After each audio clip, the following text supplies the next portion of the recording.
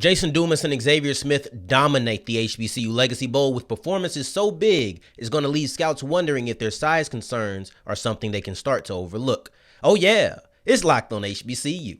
Play my music. You are Locked on HBCU, your daily podcast covering HBCU sports.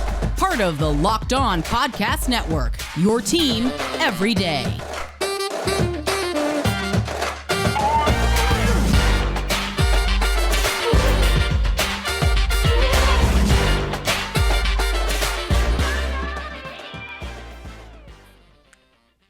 What's going on, family? Welcome back to another episode of the Locked on HBCU podcast, your team every day. And I, of course, am Darian Gray, a.k.a. the Mouth of the South, Texas Southern alum and former TSU Herald Sports editor. Thank you for going on this journey with me, making Locked on HBCU your first listen of the day every day. And remember, just because the mic cuts off does not mean that the journey is over. It just means it's time to follow me on Twitter at South Exclusives. And listen, guys, if you're wondering why I'm so happy, why I'm smiling so much, is because I just came back from the HBCU Legacy Bowl. Matter of fact, I just got off the road. I just got back, changed my shirt, did a quick little preparation, and now I'm here to give you guys another episode. I'm extremely excited. I had a great time. Shout out to the 1400 Club. Shout out to my guy, Jamie. I was able to meet Blue for the first time, even though we've been on the show together. I was able to meet him in person for the first time. So it was a phenomenal experience, and that's the reason I'm so happy. But here's the thing. We have a CIAA tournament to get to as well. We have a CIAA final in the men's side to get to. Winston Salem State wins their second CIAA tournament in 3 years. Before all of that, Xavier Smith and Jason Dumas dominate the HBCU Legacy Bowl. But here's the thing. They have some vertical challenges that is going to leave them shorted by a couple of NFL teams, and I'm hoping a few less now after they dominated this Legacy Bowl. Let's get into Xavier Smith first, because he was the offensive MVP and he was the go-to wide receiver for the black team. And I'll be honest, I did not expect a go-to receiver. This is an all-star game. Who's really expecting a go-to receiver in an all-star game? I'm not. Because these teams don't have chemistry. You know, the players haven't played with each other. It's not as if Musa was the quarterback and Smith was there. That wasn't the case. So because that wasn't the case, I had no expectations to see anybody be a go-to receiver. However, if you did have to ask me who was going to be the go-to receiver for either team, just pick one guy. Of course, I'm saying Xavier Smith. He was the star of the week, if we're going to be completely honest. From the beginning to the end. Matter of fact, let's just take a look at his step-by-step process from Monday all the way to Saturday, because I think he did a phenomenal job living up to every single piece of hype he received. And trust and believe, he received hype along the way from the very beginning. Everybody knew who Xavier Smith was coming into the HBCU Combine. That's the first event of the week. That is the kickoff event. Everybody knows, oh, Xavier Smith's this, Xavier Smith's that. We want to see how he runs. He comes out, he runs well. Matter of fact, he runs so well that his 40-yard dash is the highlight of the HBCU Combine. It's the one that if you just were barely looking, it's the one you saw. Okay, cool. Now you got to follow it up with a good week of practice, because we're already hyped coming into the week. You run like you run. Now we're even more hype. We want to see what you can do when we put pads on, because we've seen it, but you know, it's always good to see it again, get a little refresher. He has a great week of practice. And I would argue that if it's not the highlight, it's one of the highlights of the week of practice. His beautiful route against the defensive back who just hit the floor. I will not name names. I'm going to allow him to remain nameless. Okay. That's a highlight of the week of practice. Okay, so now you had a great combine. You had a great week of practice. But now all the fans are here. Everybody's present. I'm in the box. Not that I'm just the deciding factor on whether or not Xavier Smith feels the nerves or not, but I'm up there. I get to see it personally. And what does he do? He's the offensive MVP. He has one of the two best catches. Deciding, between him and that Jaden Thomas catch was very difficult, but those are the two best catches of the day. And he has the only touchdown of the day.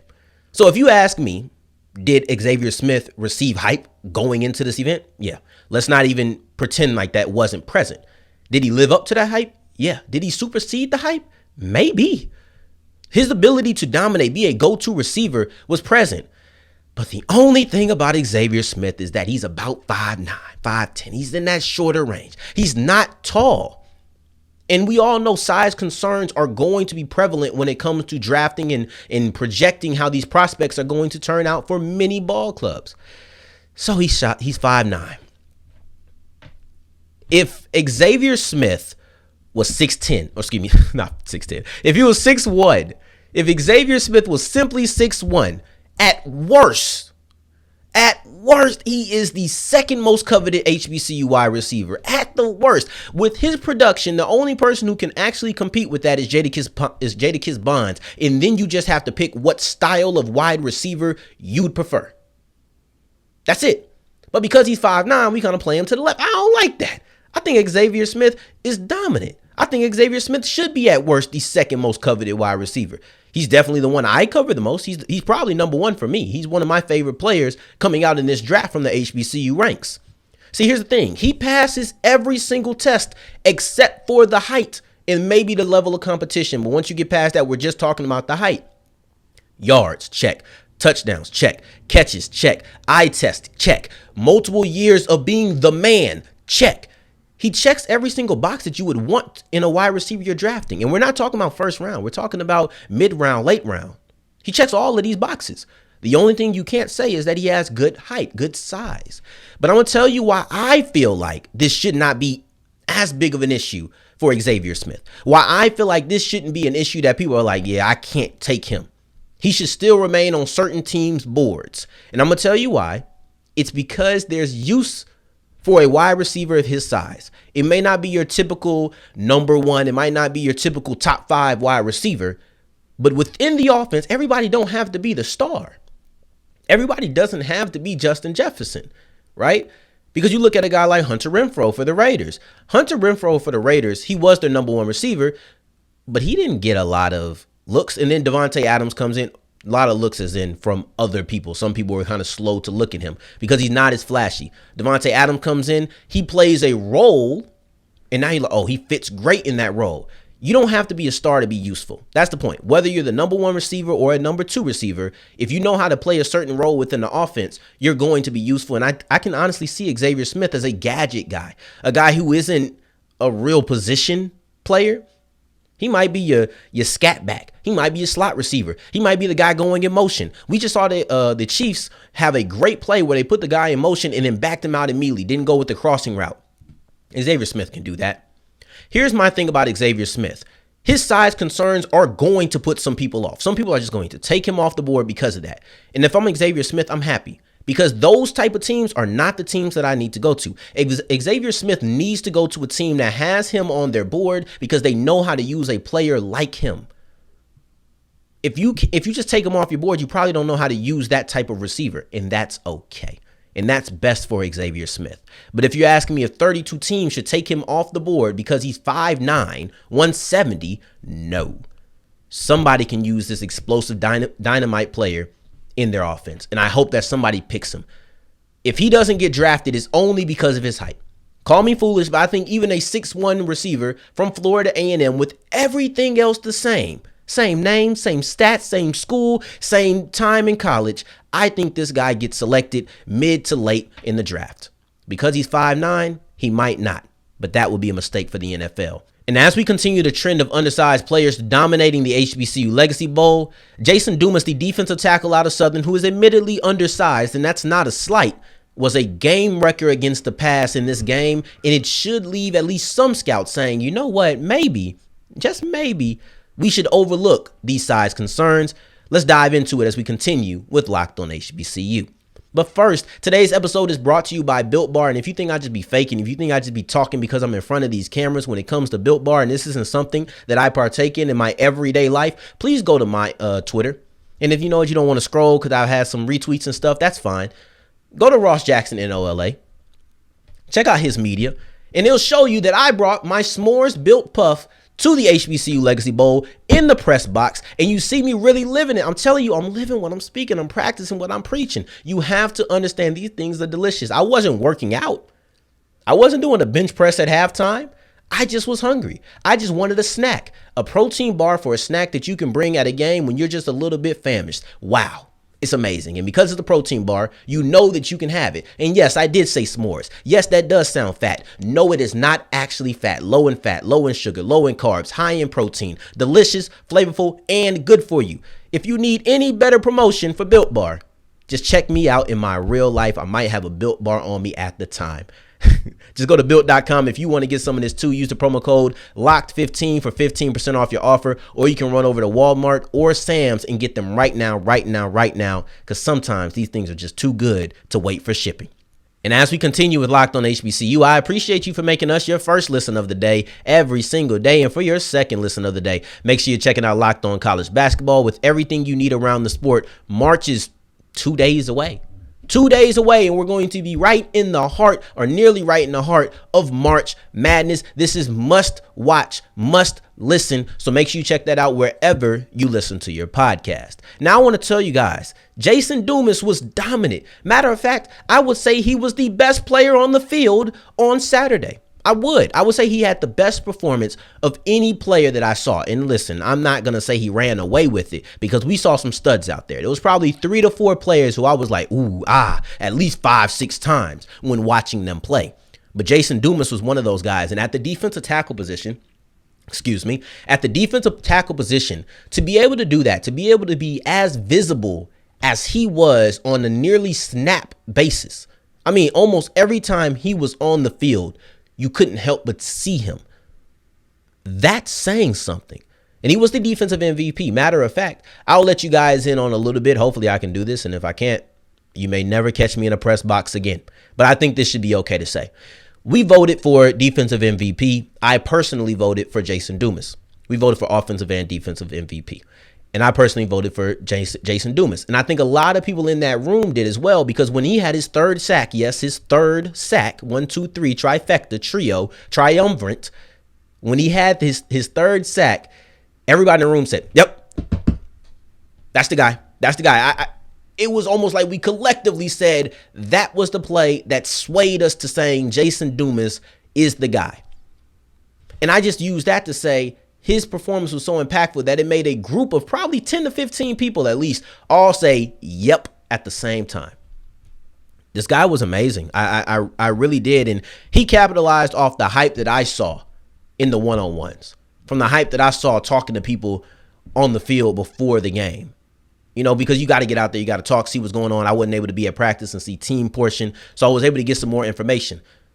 My guy told me, he said, listen, that inside duo of Peterson and Dumas is going to be scary, and it was scary. We're going to talk about Peterson tomorrow.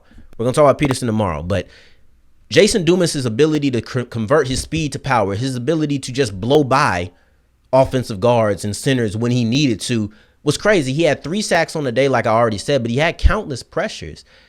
Jason Dumas out there was, I don't want to use the cliche about, living in the backfield, so I won't. But just understand that Jason Dumas had a permanent residence in the Team Gaither backfield. Yeah, I had to say it. I'm sorry. I couldn't think of any other way to say it rather than be cliche. So put me in that category. I'm a cliche podcaster now. Is what it is. But his ability to convert speed to power made it to where he regularly beat these offensive guards, regularly disrupted the timing of passes. The quarterback play was not great on Saturday. Just be honest with you. As soon as he got into the backfield, they dropped their head. Yes, a more poised quarterback probably would have been able to navigate through some of the pressure and be able to have his eyes downfield and maybe hit somebody. I get that. There was times when Dumas was just on him immediately. The defensive line was on them immediately. It was times of that, but it was also times when Dumas was just free and the quarterback dropped his head. But understanding that that's what happened, that is a huge win. That is a disruption. And even when it didn't end in a sack, it took away the idea of stretching the field for 10, 15 yards. Maybe it was a 2-3 yard max when he did this. So, and then also if you want to weigh out what would happen in the NFL, because, quarterbacks would do this in the NFL. Well, you would also probably have more disciplined pass rush lanes than you did in this game. Everybody was trying to win as an individual. And it just so happened that a lot of times, let's say 3 of the 4 would win as individuals. And when you're winning as an individual, you kind of get a little bit more reckless. You kind of get a little bit more free. You don't stay in your lanes because you're worried about you. You want to show out more than anything else. And those type of things happen. But in the NFL, those quarterbacks will have to face more disciplined pass rushes. So maybe Jason Dumas gets open, and now you have Chris Jones next to him. Chris Jones isn't going crazy. Chris Jones is going to stay in his pass rush lane. So now that's a successful pass rush that likely ends in a 2-3 yard loss as opposed to a 2 to 3 yard gain. Both are great because they minimize what the attempt of the offense was. But if you want to just balance it out, here's the thing about Dumas, though. His size, his height is a give and a take. I think that is a give hypothetically because it helps his explosion. I told you his speed to power was probably his best move. I saw it in the one-on-ones. I saw it in the game. I thought that was great. His bull rush was amazing. I think his explosion is kind of helped by the fact that he's a little bit shorter. He can get up under guys. It's great for him. You know, like they say, low man wins. He's typically going to be the low man. And here's the thing about his height. It's going to take a lot of people off his board. That's the take. He's going to take a lot of people, or a lot of people are going to take him off of their board. That's not a slight. Everybody in this situation knows that. I promise you. Jason Dumas knows it. His people know it. His coaches know it. His trainers know it. His height simply is going to be a non-negotiable for certain teams. But that does not mean he's not a good player. That does not mean he's not effective. It just likely means he might not get a chance with over half of the ball clubs in the NFL. That's just real. That's the take. That's the unfortunate side of it. No matter how much they see him bull rushing, no matter how quick they are. I'm going to tell you what I read. I think it was an article in the Times-Picayune. They came to him asking for him to be a fullback. The man had 3 sacks in an all-star game, and people came to him saying, are you willing to play fullback? He did play a snap of fullback, and I think he played multiple snaps in practice, and he said, I'm open to doing it. But you're telling me that a defensive tackle, a man who is a clear defensive tackle, comes into an all-star game, dominates as a defensive tackle, plays a singular snap on the other side, and doesn't block anybody. They don't even run his way. I think he was almost in misdirection to make people think he was going to be a lead blocker just so they could run the other way. Dominates as a defensive tackle, and after the game, they come to you and say, would you like to be a fullback? I'm not accusing them of disrespect. I promise you I'm not. That's just what they project him as. They don't see him as being a defensive tackle. That tells you how heavy the height is concerned, or the height is weighed against him. Ugh, that's an ugly sentence. The height is weighed against him. Anyway, Jason Dumas is dominant. Jason Dumas is a dog. Jason Dumas has the ability to be a really good pass rusher. I just wonder if Jason Dumas is going to get the chance, the opportunity to show that he can be a really good pass rusher. That's the question that I don't have the answers to, but it's the question I would love to know how it's going to play out when we come around in April. He's not going to be drafted because of that height. I just don't think he is. But I do think he might be able to get a UDFA look, and maybe he gets into camp and he shows, you know what? I'm here. I can do this. I can perform against these guys. Once you get to camp, all your concerns go out the window because you get to actually show what you can do, no longer in theory, but in principle. So if you're in the Jason Dumas camp, and after this, I might be in the Jason Dumas camp because he was that good, I'm advocating for him to get into a camp, getting into a training camp, and let's see what he can do against some NFL players. So as we're continuing, Winston-Salem State wins their second CIAA tournament in 3 years. I ain't talking dynasty, but it's hard not to say that Cleo Hill is starting to really hit his form as the Winston-Salem coach. Let's dig into that a little deeper as we continue with Locked on HBCU. And as we're wrapping up today's episode of Locked on HBCU, shout out to my segment 3, people making it to the end, but also making us your first listen of the day. You know that I appreciate it. And shout out to everybody who was there at the HBCU Legacy Bowl, even if we didn't see each other. And shout out to everybody who was there at the CIAA tournament, because I know we didn't see each other, but I'm trying to get out there. Y'all know Coop hit me today. Man, we got to get you to the CIAA tournament next year. She ain't wrong. We got to find a way for me to get out to Baltimore next year. Hopefully, they don't have the Legacy Bowl in the tournament at the same time, and we can make something happen. But I got to figure out a way to get out there because y'all look like y'all are having the time of your lives every single game. But you know who's really having the time of their lives? Winston-Salem State. Because for the second time in 3 seasons, 4 years, because they took that year off because of the pandemic, but for the second time in 3 seasons, they are the CIAA champions, not divisional champions, CIAA tournament champions. And Cleo Hill is really hitting his stride. He's won a coach of the year. He's now won 2 CIAA tournaments, won the South one of these years. You know, and I wish this was a moment where I could come on here and say, I told you, I predicted this. I would love if I would say Winston-Salem is going to win it. I said they could win it. This isn't a time to hedge my bets. This isn't a time to say, oh, I was close. I don't want that. I'm setting the scene for who they were. I will say I thought that Virginia Union, the number 1 seed, the team who had been at the top for pretty much the majority of the year, was going to win this tournament. But you know who knocked them off? Winston Salem State. It was a tough loss, really tough loss. I hope my guy Coach G is not watching this right now. I hope he stopped after the Legacy Bowl talk because he knew we were going to be talking about Winston Salem, because my guy was upset, all right? My guy was upset, and I ain't throwing no salt in the wound, my guy. I'm not, I promise you. But that was a really tough game for Virginia Union to lose. But Winston-Salem State was able to knock off the number 1 seed. And after that, it was Lincoln. After a really tough matchup, a defensive matchup, the offense began to kind of come loose a little bit. And they showed why they were one of 2 teams that I felt in that tier 2, than one of the 2 teams who didn't get in that top 4. And you might have thought I just counted them out because I was very critical of their situation, losing 2 late games that led to them not being able to have a bye game, I guess, bye day, whatever, where you were able to just skip past the opening round. But we always knew that Winston-Salem was talented, and that's one of the reasons it was more frustrating that they weren't able to get into the top 4. But anywho, you knock off Virginia Union, you knock off Lincoln in the second game or in the championship game, and you have a game where there's 2 stats that separate them: free throws and rebounds. First off, you played the free throw game at the end. You were really leading by a good margin. You ended up winning by 7 points. You were just shooting free throws to keep your lead at that point. Knocking out 1 out of 2 wasn't doing great, but you were doing enough. Free throws and rebounds were the 2 stats that allowed Winston-Salem to overcome a poor shooting day. Neither one of these teams shot the ball well from the field. I don't care if it was 2-point or 3-point. Neither one of these 2 teams, talking about Lincoln and Winston-Salem, shot the ball particularly well from the field. Honestly, Winston-Salem didn't shoot the ball well at all, but they got to the line so many times that if you continue getting to the line, you can make up for some poor shooting. That's a skill in and of itself. The ability to get to the line is a skill. It's one of the reasons that we stress that stat. But then you look at rebounds. When you don't shoot the ball well, but you're getting a bunch of offensive rebounds and you're out rebounding your opponent by 11 rebounds, now you're getting to a point where you have more second chance shots. Now you get to put up more opportunities, and you're beating them badly when it comes to defensive rebounds. So they're not getting these offensive rebounds. Lincoln only had 5, which means at best they had 5 second chance shot attempts, at best. Meanwhile, you look at Lincoln or Winston-Salem, they had 16. You see the big difference?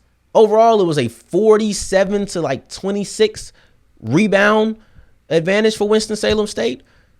When you're not shooting the ball well, getting a bunch of rebounds and also getting to the free throw line are going to be key. They're going to be the reason you win or lose this game, and they were able to win these matchups, and that's the reason they were able to win the game. We'll see Winston-Salem and who they're going to be facing in the D2 tournament going forward, but you got to give a round of applause for the CIAA champions. But we are not finished this week with the HBCU Legacy Bowl. I promise you that. On tomorrow's episode, be ready for 5 players who made scouts say, we got to go back to the tape. 5 scouts who, 5 players, when we saw their performance, scouts had to say, let's look into this player just a little bit more. That's what you can expect on tomorrow's episode of Locked on HBCU. But I appreciate you for making us your first listen of the day every day. Once again, shout out to everybody at the Legacy Bowl, at the CIAA tournament. If you ever catch me at one of these events, holla at me, chop it up. We take a picture. We just talk about whatever, right? Whoever your school is, we'll talk about them. But for your second listen, check out the Locked On College Basketball podcast. March Madness is more than around the corner. It's nearly right in your face. Go ahead and check out this podcast wherever you get them. YouTube, Apple, Spotify, doesn't matter. He is everywhere, so check him out, man. In the meantime, in between time, if you're looking for me, I don't think I did the point today, so let's do the point now. Aye! Right there at South Exclusives. That's on Twitter. Until next time that we hear each other, family, take care. Stay blessed. Other hand. Peace.